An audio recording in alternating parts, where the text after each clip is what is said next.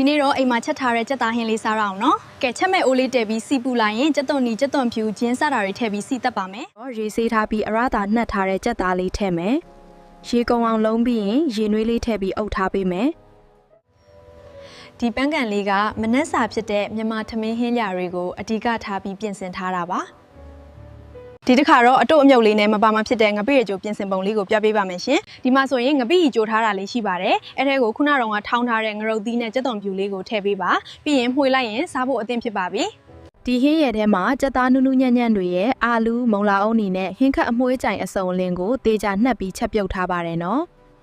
မစားခင် follower တွေစားကြပါဦးရှင်ဒီဟင်းလေးကတကယ်အရသာရှိတယ်ဒီကြက်သားဟင်းကငပိရည်နဲ့စားဖို့တကယ်ကိုအရသာရှိတယ်နော်ဒီမှာကြည့်ပါဦးအဲ့တော့ငပိရည်နဲ့တို့စရာလေးနဲ့ရောပြီးစားပြပေးမယ်အရန်ကိုမိုက်တယ်နော်